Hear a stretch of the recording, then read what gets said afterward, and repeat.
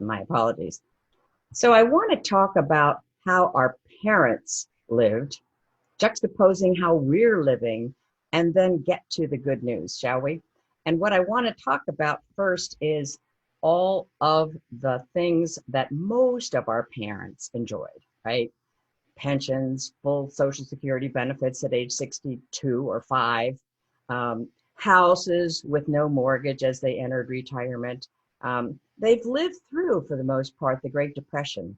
So they're not looking to overspend typically. Some of these people are actually quite miserly. We sometimes have to have them go outside their comfort zone to spend money as we work with them in a financial planning process. But they haven't also been subjected to this kind of mass marketing, right, that we have. And so they really haven't done as much impulse buying, if you will. They had, for the most part, one job for like 30 or 40 years. They got the watch, they got the pension, and they got, what did they get additionally? Medical insurance premiums paid for life. So this was really a boon for them. And then because medical science wasn't what it is today, they died in their 70s and 80s, right? Now, there was some time in their lifetime where we had double-digit inflation, but for the last 10 years, which are really important years, especially as we near our retirement age, there's been tamped down inflation. So have our parents had it easy? Oh, I wouldn't say that. But what we're facing now, most of us, are additional longevity, right? Because of medical science, we actually have really big timelines ahead of us for the most part. I'm going to put this out here just to show you what you're going to get on the resources page when I'll share with you that website at the end of our presentation tonight. But the longevity has increased such that a male healthy at age 65 has a 50% chance of living past age 85 and a 25% chance of living beyond age 92. A female, again, healthy at 65, has a 50% chance of living beyond age 88 and a 25% chance of living beyond age 94. Now, a couple, both of them presumed healthy at 65, have a 50% chance that one of them is going to live past age 92 and a 25% chance that one of them is going to live past age 97. See, so this has to shape our planning horizons, and we will be attuning ourselves to that in the process of planning. We don't have medical insurance paid for life for the most part. We sometimes have 7 or 8 jobs. We might have tapped some of those 401ks as we slipped from one job into another. And in fact, we're actually refinancing mortgages, many of us in our late 50s and I dare say early 60s, for another 30 years. Some of us have taken the home equity lines of credit in our homes and actually gotten ourselves through emergencies and not paid those back. So where's that put us? We can't use a reverse mortgage now, right? Because we don't have that equity in our house. Largely, we're a generation that's not going to retire with a pension. And then we have Social Security decisions to be made. And because perhaps there's not that pension, and because perhaps we may have undersaved, we, as I said yesterday, kind of tend this emotional decision. I'm going to get Social Security as quickly as I can, as soon as I can get my hands onto that. We've done the calculations a lot, and there's hundreds of thousands of dollars in many cases of difference as to which Social Security options you choose when. So I invite us not to use our emotions when we're talking about the receipt of Social Security. I get it. If you push Social Security receipt back, right, you're going to have to supplement that bridge, right? You're going to have to bridge yourself from no more work earnings until that magical age. But there are ways in which we can do that, and I want to suggest that the sky's the limit in terms of the options, basically. I also want to warn us against the survivor benefit in the Social Security system being completely slashed if the major wage earner takes their benefit at 62. Holy camoli, that survivor benefit is really, really disproportionately slashed. So I want us to pay attention to that. Some of us and most of us have been thinking along the lines of, don't really want to dip into my principal at retirement. What I can do is take up what's called a sustainable withdrawal rate in our business, like 3 to 4%. And that's what we've been kind of living with for the last couple of decades. I've ratcheted ours down to 3%. Do you know now it's down to 2.4%? That means in order to not touch our principal, we can only take 2.4% out of our portfolios and expect them to continue, or at least maintain themselves and maybe continue to grow. You know, most of us were like really eager to get out of our parents' home, right? Like bolt into our own pad, right? Somehow our kids didn't get that memo, right? So like these boomerang kids are back living with us, right? We're feeding them, we're housing them, and I don't see that, you know, they have any notion of changing that pattern, right? So the other aspect of how some of us are finding it different is we might have bought mother-daughter houses, and many of us did, to care for that one or two parents, if you will. And because of blended families, there may be 4 parents and so forth. So, or maybe 6 or 8. But many of us have mother-daughter homes such that we could take in a parent, for example. And I'm just not seeing a lot of kids doing that. I don't even know if that's, you know, in the vernacular anymore in real estate, a mother-daughter home. So that might seem to be really horrific. And basically, the only other thing that I want to address here is the sticker shock, if you will, of inflation. So I think we're going to see double-digit inflation probably pretty swiftly. And so I'm going to share with you this chart. Sorry. And that gives you, and you'll see it in the resources page, the average prices from 1970, 1980 today, and then just projected forward in 15 years if we only have 4% inflation.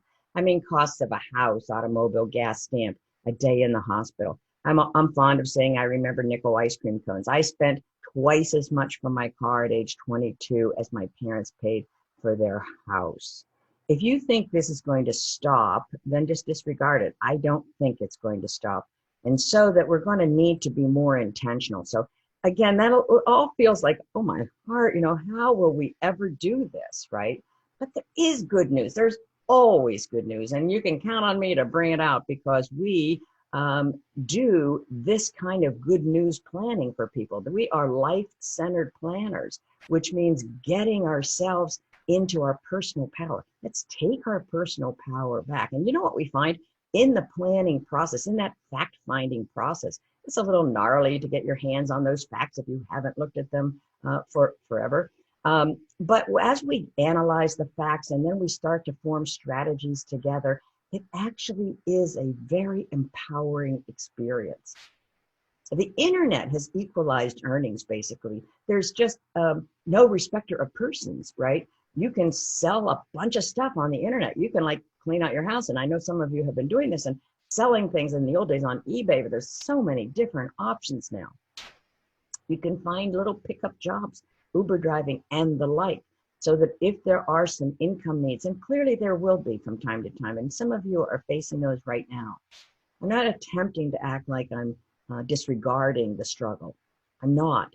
I just want to quantify it. I don't want us to put on the mantle of fear and completely go to the extreme of panic and, oh my heart, what will I do, right?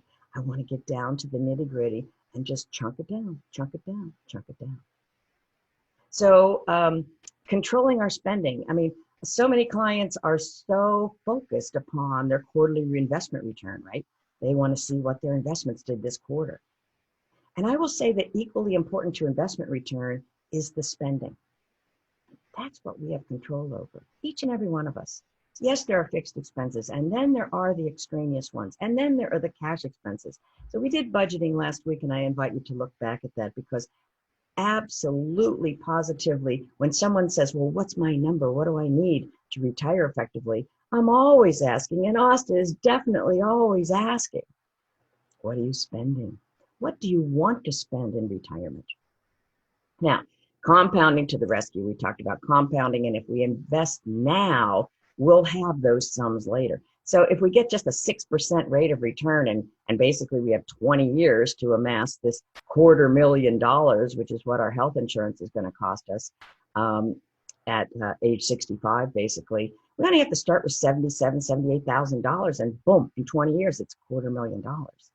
So clearly there might be some home equity hanging around. There may be various savings accounts, investment properties, and so forth. So I do want us to chunk it down. Allow us to help you to chunk it down so that you can get your arms around it, your fingers around it, your arms around it. I want us to auto-enroll, or we're already auto-enrolling in 401k plans. That passed the government about, it feels like a couple of years ago, so that almost all the time when the 401k plan is available, boom, after a certain elimination period or whatever the company has set, boom, you'll be auto-enrolled in that 401k plan. And clearly for any needs that are 7+ years in duration, you want to be in stocks. Don't be unnerved by the depressed prices of stocks. These are the exact time to buy stocks. They're cheap. They're on sale. So the auto enrollment in the 401k, and basically we want to talk about tax brackets being as low as they've been in like forever, right? So many of you are in the 22% tax bracket. Many of you had been in the 30% tax bracket. Guess what? Even with the new math, that spreads 8%. How about you save 8% of your salary then? See how I can find money for you? And when you go ahead and increase your contribution level to your 401k, coordinatingly and consecutively, you want to advise your payroll clerks and your payroll division at your human resources department to adjust your tax withholding. So if you are putting in an extra $5,000 into your 401k, you will not owe, if you're in the, let's just make the math easy. If you're putting in an extra $5,000 in your 401k, you multiply that times 20%, let's say you're a 20% tax bracket, you're not going to owe $1,000 of taxes. So putting away $5,000 in a 401k really cost you $4,000. Isn't that great news? I don't know if anybody explained it to you, right? So these things go hand in glove. There are Social Security benefits for divorced spouses. I don't know as a lot of people know this. And one of the difficulties in our society is we've got a ton of divorce. And I'm a little afraid of the rates of divorce after we finish the pandemic. It's been stressful. And so divorce is almost always extremely costly, and most particularly to traditionally the woman in the relationship, if in fact she's the lesser earning spouse. But every single marriage of a duration of 10 years, that divorced spouse is eligible for not only a retirement benefit, a spousal benefit, but a survivor benefit if your former husband has died. So, boom, here's a little handout we have on our resources page, which tells you the spousal and the survivor benefits. A few rules, but don't get crazy. Now, I mean, some people say, well, you know, I don't want to endanger my payout, and I don't want to endanger my spouse. Your spouse is not endangered. The spouse who is going to receive, both spouses are going to receive their full benefit. So it seems a little unfair if a person is married like 3 times for 10 years each, that 3 spouses are taking Social Security off of this one earner, but that's the truth, and that's how it happens. So you definitely want to factor that in. We've had a number of clients come to us that have been divorced, and they've been married for a long time, and they had no idea that this available Social Security money was out there. Now, there are GoFundMe pages to help people out in extreme emergencies. There are some people now, some households that are going to be able to get themselves down to only 1 car per household. And some won't even own a car. That won't be too far in the future. So we eliminate all that car maintenance and so forth. There are adult communities that are very, very wonderful places for people to transition into. And then there's that backstop of provided medical coverage, literally for as long as you live. That might be one of the best investments that some of you nearing retirement age could consider, and maybe sooner rather than later, to kind of lock in that entry price, right? Because even after you run out of your money, you'll go on Medicaid, and that's a pretty sweet deal, because other people are blowing through groups of zeros in dementia cases, cancer, anything that's long-term. It's very, very expensive. And there are great social aspects of these retirement communities as well. Now, we have a lot of globalization, obviously, and that brings with it the world is our buyer now. That world can be our customer, not just the people in our brick and mortar kind of neighborhood as it was in the past, in the old days, the old normal, right? And then there are various opportunities to retire in cheaper countries, right? We can go on VRBO or Airbnb or house swapping and actually eliminate the cost of having our own second residence. Think about that for a moment. I own a couple of pieces of real estate, and I can assure you it's not a passive investment. I'm always doing repairs and paying for other people to do repairs. So get rid of all that headache and all that expense and just pop into a location for a couple of weeks. Give yourself that respite. Technology is very, very, very much helping us in terms of enabling us to work from home now. I mean, it keeps us social on Zoom with friends and family, and that's not to be understated. But the cost of commuting and the danger of being in the traffic and causing accidents or being in an accident, I mean, it can't be understated. This is a really different, changing time, and it's not all bad. A lot of it is great. And I happen to think, I could be wrong, I happen to think that when the economy starts being reopened, and I hope that will be literally weeks from now to tamp down this pandemic, that we're actually going to see lower prices. I think that there's going to be some competition, and I think we're actually going to see lower prices. Hopefully, we'll see a little bit of a squishing down of the massive gulf between the average earner's wages and the executives and the CEOs' pay. I hope we get to bringing that closer so that we actually can invite a middle class again. And also from an investment standpoint, what's happened lately, like in the last 10, 15 years, is we have institutional investments available to us that we offer our clients. Now, these are investments that heretofore have been open only to massive pensions, $50 million minimums. We can give that to our clients now for $10,000 and $12,000 segments of their investment pie. What's so good about that?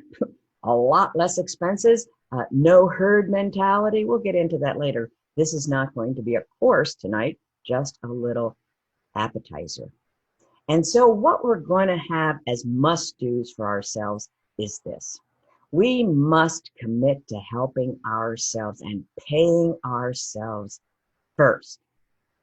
So it's not enough to get money right once. We have to get it right again and again and again. And what I want us each to do is write down, not just in our heads, write down our goals. Let's cement those into our psyche.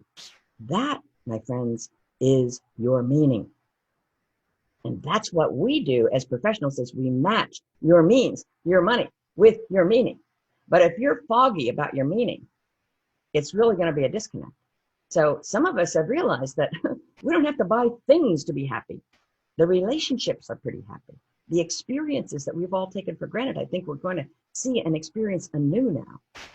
And then we want to contribute to our 401ks as much as we can and contribute and continue to increase our contributions. But for darn sure, if your employer is offering a 401k match, you've got to contribute up until that limit where the match is otherwise offered. Else it's like walking by down the sidewalk and no one's around. It didn't drop out of anyone's pocket. A $100 bill or a $1,000 bill is lying on the pavement. You are going to stoop over and pick it up, my friends.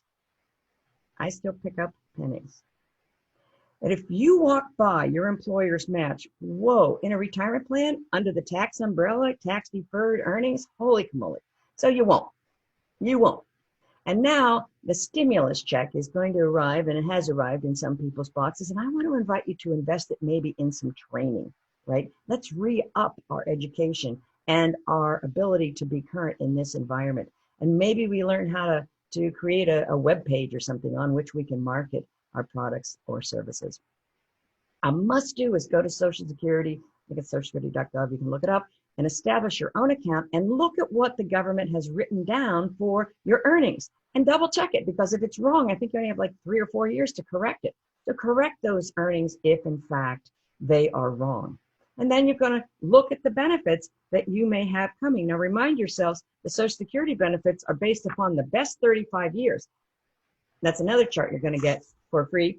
And you'll see that our maintaining our earning potential and our higher earning years right up until retirement is powerfully important. So do what you can to hang on to those jobs, and maybe pick up some additional income that you can also buttress your Social Security benefit.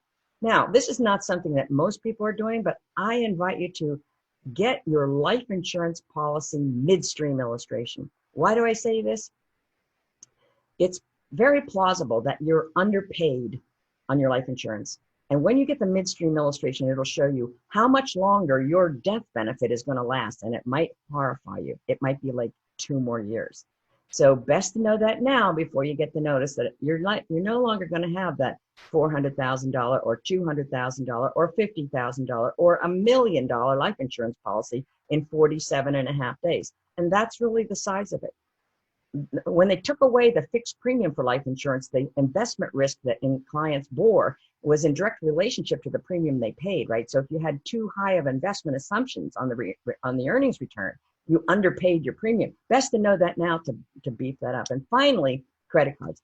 If we've been amassing balances that we haven't been covering each month, I want us to go and correct those patterns as swiftly as we can and cut up 1 or 2 of those credit cards. I swear, once you cut up 1 credit card, you're going to have such a great feeling. Now, do not stop. Do not cancel the credit card, because the presence of the credit card with no balance is going to help your credit rating. So you're just going to cut it up. Like if you ever need that card again, you can call the company and ask them to send you a new card, right? But the cutting it up is going to stop you from adding to that balance. I hope it's paid off by this point, but that's going to be an empowering step for you. Now, if you found any of this helpful, please share it with your friends. Our idea is to help people get themselves into their own personal power and into their own financial power. And they really are very interconnected. So I invite you to go to our website, empoweredretirement.com. That's empoweredretirement.com/resources. And you'll be able to get all of these that I've shown you, and probably there are a few more thrown in sideways, because we want to serve and we want to help you get very, very much further down your path on your plan.